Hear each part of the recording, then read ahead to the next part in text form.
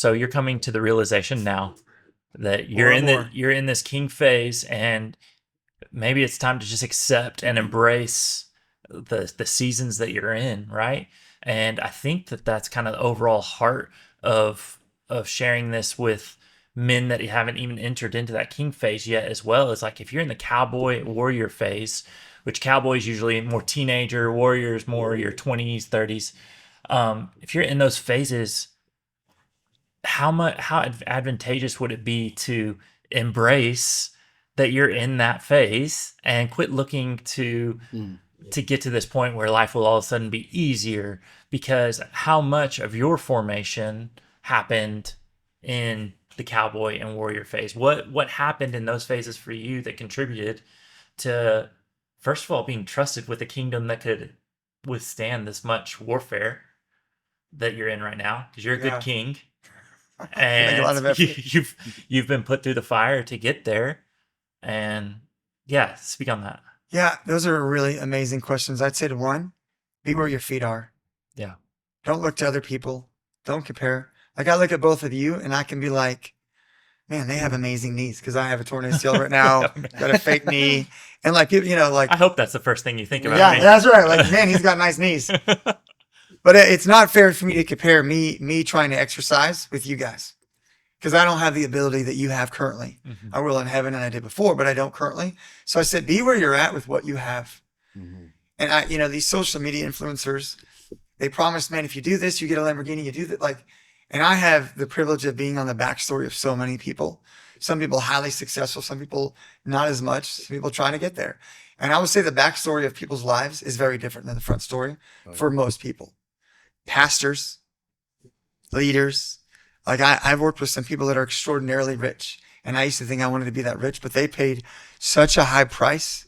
Not everybody, but such a high price with time, not being at family events, and a cost early on when their kids were little. I'm good to be debt free and not have a lot, and not live large, but live wise.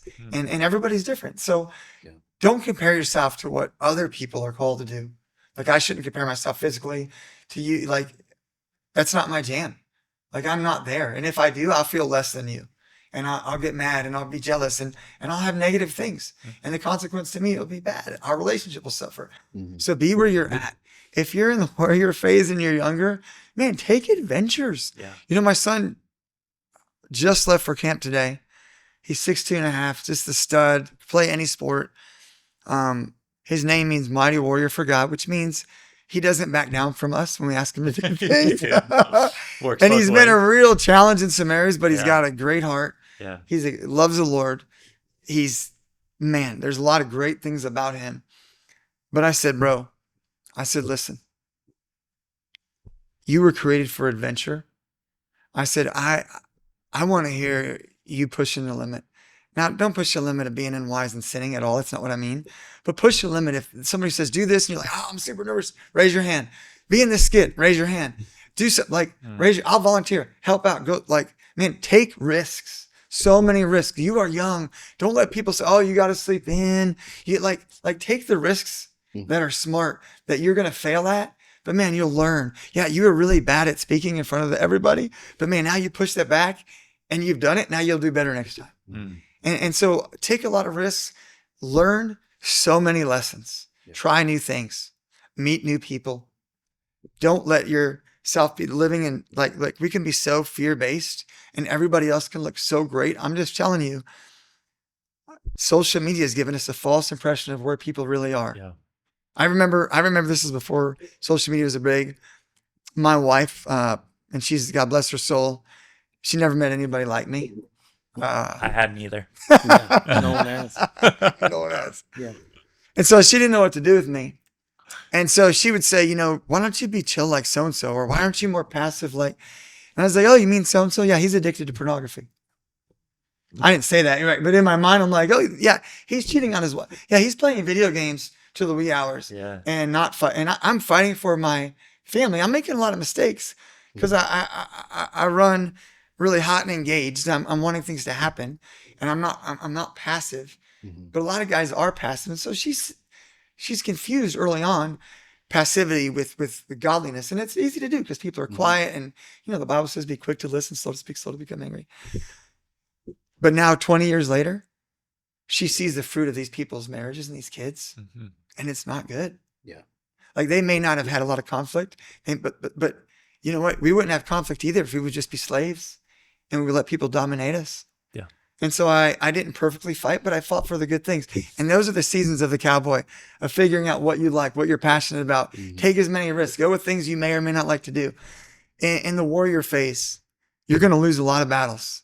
And the devil's going to try to define you by your losses. And God's always inviting you to define you by what he did, not what you've lost. And the more you can not try to find out who you are, but read in the Bible of who God says you are, read books by Eldridge, talk to people that are wise, and make sure everything is congruent with what the word says. Yeah. Then you're going to know you have a template of working toward becoming somebody. Now, it's going to be your unique fingerprint. Like, you guys, we haven't never met another Sean McGuire either. Me neither. Yeah. But that's part of finding out if you have a grid and a movement towards. Like, I'm a guy. I know I pee standing up.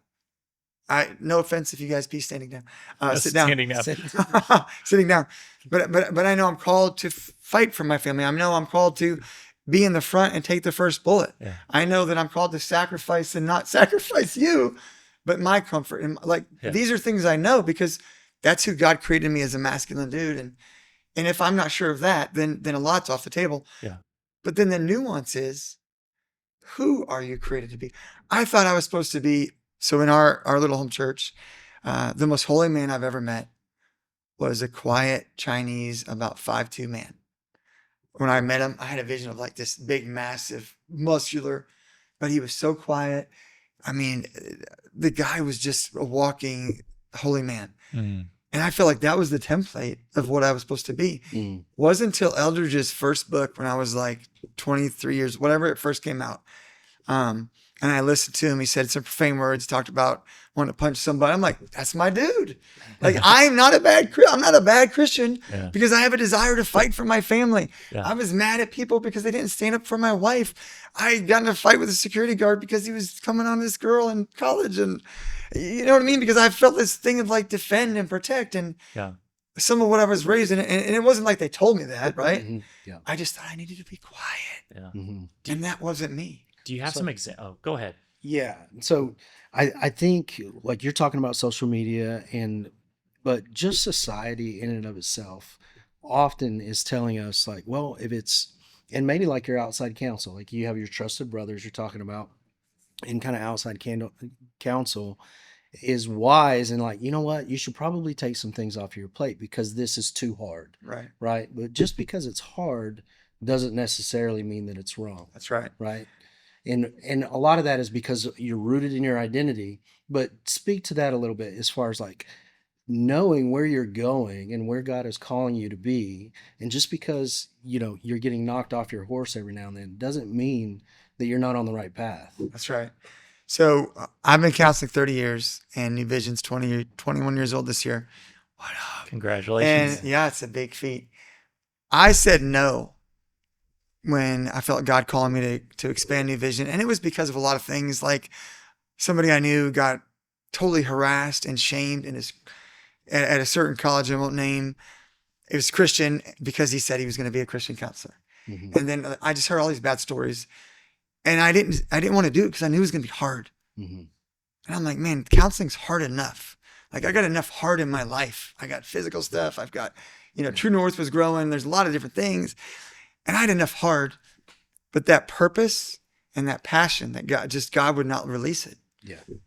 And now we're 20 years, and I've had massive betrayals, like things that I said, if anybody ever did this, I would lawyer up and I would wipe the earth clean of people like this. Yeah. Because they don't need to be practicing. And God called me to forgive and build. Yeah. When naturally I would have, because I had every right. For the things that they did. And, here's the thing. Jesus had Judas in the 12. None of the disciples knew, as far as we can tell. And so there will be people get in your group that are nefarious, that are sheep, in they're wolves in sheep's clothing and will break down.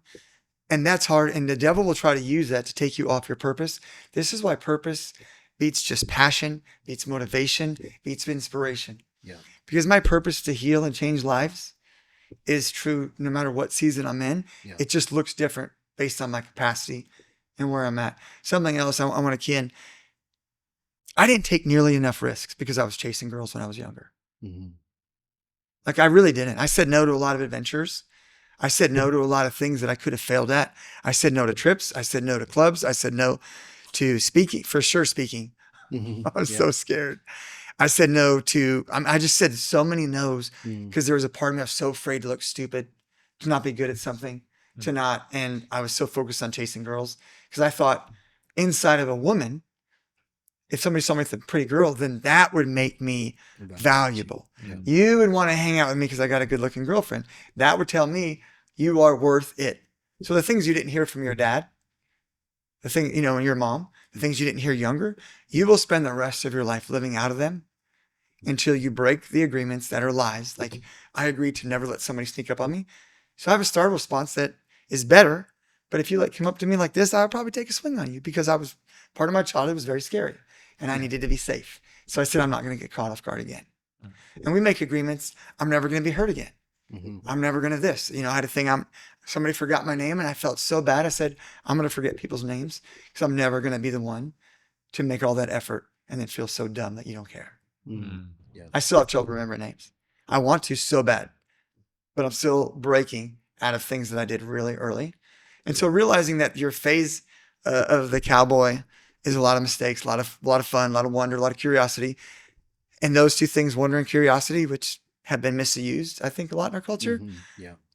I think we're called to live as a child through, in certain ways, through the cowboy, wonder and curiosity, through the warrior, wonder and curiosity, through the lover, wonder and curiosity. Never get tired and let yourself be passive in getting to know the wife you're married to in this season of life.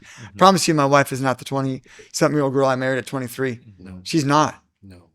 You know what I mean? Yeah. And I thank God. I wish I was physically better, but back then I'm way different than that guy back then. Being married has helped me, and having friends, be more socially aware of how to talk to people, how my words affect. And so I think keep the childhood wonder and curiosity and always being excited for new things and trying new things because you change too. And so I think the first two phases, you can make a compelling case. You're figuring a lot out. And if you don't try new things, and I don't mean video games, here's something else. Video games has taken, and Netflix, and I just use Netflix as all the binge watching. And here's the deal. There's a lot of things that are really entertaining, super entertaining. That's not a joke. Like there really is things to watch that are great. There really are games. If you like to play games, super engaging. So that's not bad. As long as they're serving you and you're not serving them. I've seen a lot of warriors and cowboys get taken out because their adventures are on a screen instead of in the woods.